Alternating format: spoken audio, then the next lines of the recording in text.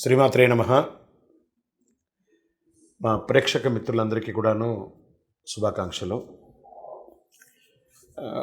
ఎప్పుడూ కూడాను ఈ మాస ఫలితాలు, తర్వాత సంవత్సర ఫలితాలు, ప్రత్యేక ఫలితాలు మాత్రమే కాకుండా కొన్ని నిత్య జీవితంలో మనం పాటించవలసింది, కాస్త తెలుసుకోవాల్సింది, నా పరిగణలో తెలిసింది, మా గురువులు మాకు నేర్పించింది, సద్గురువుల దగ్గర నుంచి సేకరించినటువంటి కొన్ని సమాచారాన్ని మీతో పంచుకోవాలని ఈ వీడియోస్ ద్వారా మేము స్టార్ట్ చేస్తున్నాం. ప్రతి వీడియో కూడా ఒక 2 నిమిషాలు 3 నిమిషాలతో కూడినటువంటి ఒక వీడియోగా ఉంటుంది. ఇది నిజంగా మీ నిత్య జీవితంలో ఇది చాలా అద్భుతాన్ని కల్పిస్తుంది. మీకు నేర్చుకోవడానికి, తెలుసుకోవచ్చు, చాలా విషయ జ్ఞానం కూడా పొందే అవకాశాలు చాలా ఉన్నాయి. మా ఛానల్ మిత్రులందరూ చూస్తున్నారు. మళ్ళీ రిక్వెస్ట్, సబ్స్క్రైబ్ చేయండి, షేర్ చేయండి. మీ మిత్రులందరికీ ఇప్పుడు ఈరోజు వాట్సాప్లో, ఫేస్బుక్లో, ఇన్స్టాలో చాలా ఈజీగా షేరింగ్ ఉంది కదా. మీకు ఇది నిజంగా నచ్చింది అనుకోండి, జస్ట్ అలా క్లిక్ చేసి షేర్ చేసేసేయండి. ఆ పక్కన ఉన్న గంట గుర్తుని క్లిక్ చేసేస్తే మా సబ్జెక్ట్ అంతా కూడా మీకు వస్తూ ఉంటుంది. ఇప్పుడు శంఖం. ఇది శంఖం గురించి చాలామందికి తెలుసండి. ఆ శంఖం ఏంటి? అందరూ పూజలో వాడుతుంటారు. దాని ఫలితం ఏంటి? ఎందుకు ఆ శంఖానికి ఉన్నటువంటి విలువ ఏంటి? అసలు భారతీయ సంస్కృతిలో శంఖానికి ఒక ప్రత్యేక స్థానం ఉంది. అఖండ దైవిక వస్తువుగా శంఖాన్ని చెప్తారు. అది కూడా ఒకటి. శంఖం అనేది 2 సాంస్కృతిక పదాల కలయిక. అలానా అంటే ఏమంటారు? సమ్ అంటే మంచి, ఖమ్ అనగా జలం. మంచిది జలంలో దొరికింది. క్షీరసాగర మదన సమయంలో దేవతలకు వచ్చిన సంపదలో శంఖం కూడా ఒకటి అని చెప్పి పురాణాలు చెప్తున్నాయి.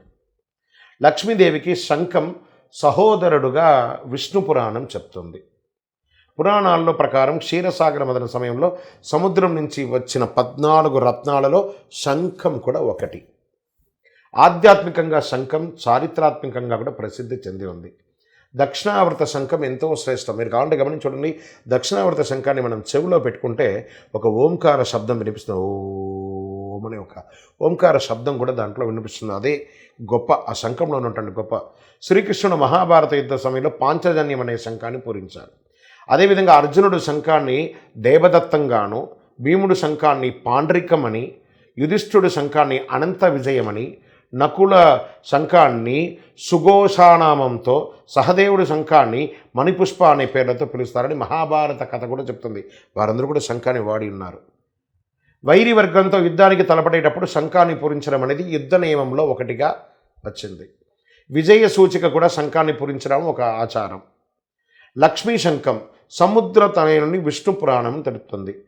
వరుణుడు, చంద్రుడు, సూర్యుడు శంఖం యొక్క పీఠ భాగంలోనూ, ప్రజాపతి ఉపరితలం మీద, గంగా సరస్వతులు ముందు భాగంలో ఉంటారు.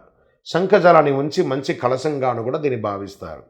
ఇందులో ఉంచిన నీటిని పవిత్ర తీర్థంగా ఉపయోగిస్తారు. ఎలా? వాళ్ళ మంత్రంలోనే చెప్పడం జరుగుతుంది. శంఖ మధ్యే స్థితం తోయం భ్రామితం శంకరోబరి అంగలగ్నం మనుష్యానం బ్రహ్మహత్యాపోవినాం. ఆ యొక్క శంఖజలంతో ప్రోక్షణం చేస్తే బ్రహ్మహత్యా దోషం కూడా పోతుంది అని చెప్తారు. నవనిధులు, అష్టసిద్ధులు దీన్ని ఉపయోగిస్తారు. పూజ, ఆరాధన, యజ్ఞాలు, తాంత్రిక క్రియలు శంఖాన్ని ఉపయోగిస్తారు. శంఖత్వని విజయానికి, సమృద్ధికి, సుఖానికి, కీర్తి ప్రతిష్టలకి, లక్ష్మీ అనుగ్రహానికి ఒక పాత్ర అని కూడా చెప్పచ్చు. ధార్మిక ఉత్సవాలు, యజ్ఞాదులు, శివరాత్రి పర్వదినాలు శంఖనాదాన్ని అద్భుతంగా చేస్తూ ఉంటారు. శంఖానికి పూజించిన పాటు శంఖంతో పూజాది కార్యక్రమాన్ని నిర్వర్తిస్తారు. దీనిలో ఎలా ఉంటుందంటే శంఖ పూజనే ఉంటుంది. ఆ శంఖానికి పూజ చేసిన తర్వాతనే ఏ పనైనా కూడా చేయాలి అని చెప్తూ ఉంటారు. అభిషేకం చేస్తారు. ఆ శంఖంతో రకరకాల నవాభిషేకాలు చేస్తారు. శంఖంలో కూడా వివిధ రకాలు ఉన్నాయి. దీని ఆకారాన్ని బట్టి దక్షిణావర్త శంఖం, మధ్యవర్త శంఖం అని చెప్తూ ఉంటారు. వీటిలో లక్ష్మీ శంఖం, గోముఖ శంఖం, కామధేను శంఖం, దేవశంఖం, సుఘోష శంఖం, గరుడ శంఖం, మణిపుష్పక శంఖం, రాక్షస శంఖం, శని శంఖం, రాహు శంఖం, కేతు శంఖం, కూర్మ శంఖాలని ఇన్ని రకాల శంఖాలు ఉన్నాయి. భారత యుద్ధ సమయంలో శ్రీకృష్ణ పాంచజన్య శంఖాన్ని ఉపయోగించారు.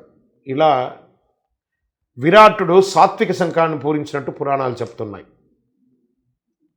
పూజాగదిలో దక్షిణావర్త శంఖం సిరి సంపదలు చేకూరడానికి పూజామందిరంలో దక్షిణావర్త శంఖాన్ని ఉంచుకుంటే శాస్త్రాలు చెప్పబడుతున్నాయండి.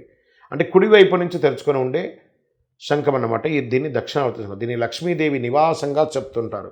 ఈ శంఖం ఉన్న చోట శ్రీ మహాలక్ష్మి కొలువై ఉంటుందని శాస్త్రం చెప్పబడుతుంది. అందుకే పూజా గదిలో దీన్ని ఉంచి అనునిత్యం పూజించాలని చెప్తూ ఉంటారు. ఫలితంగా దారిద్ర్యనాశనం. అదేవిధంలో శంఖంలో పోసిన తీర్థాన్ని స్వీకరించడం వల్ల వ్యాధులు బాధలు అవన్నీ కూడా తొలగిపోతాయి. శంఖాన్ని ఊదినట్లయితే ప్రాణాయామం చేసినంత వ్యాయామం శరీరానికి దొరుకుతుంది. అంటే సకల నరాలు యాక్టివేట్ అవుతుంది, చక్రాలు కూడా యాక్టివేట్ అవుతుంది. అంటే శంఖాన్ని ఊదితే గుండె ఆరోగ్యంగా లబ్డప్పని కొట్టుకునేది, మంచి బ్రీత్ కూడా చాలా చక్కగా అవుతుంది, మెదడు చురుకుతనం పొందుతుంది, ఊపిరితిత్తుల పనితీరు శ్వాసక్రియ బాగుంటుంది. శంఖం బోధనం వల్ల గృహ ఆవరణలో దుష్ట శక్తులు దూరంగా పారిపోతాయి. దీన్ని పూరించేటప్పుడు వెలువడే కంపనాలతో ఎలా ఉంటుంది అంటే వాతావరణంలో ఉండే రోగకారకులైనటువంటి క్రిములంతా కూడా నశిస్తాయి. శంఖం వల్ల మనిషిలో తమో రజో గుణాలు నశించి సత్వగుణంతో పెరుగుతూ ఉంటారు. అందువలనే శంఖాన్ని పూరించడం వల్ల కానీ, ఆ ధ్వనిని వినడం వల్ల కానీ 6 నెలలు పురాణ శ్రవణం విన్న ఫలితం, వేదకోశం విన్న ఫలితం పొందుతారని చెప్తుంటారు. కాబట్టి ప్రతి ఒక్కరూ మీ యొక్క ఇంట్లో ఆ శంఖాన్ని ఉంచి పూజించండి.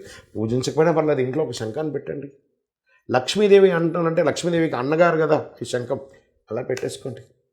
విజయవస్తు.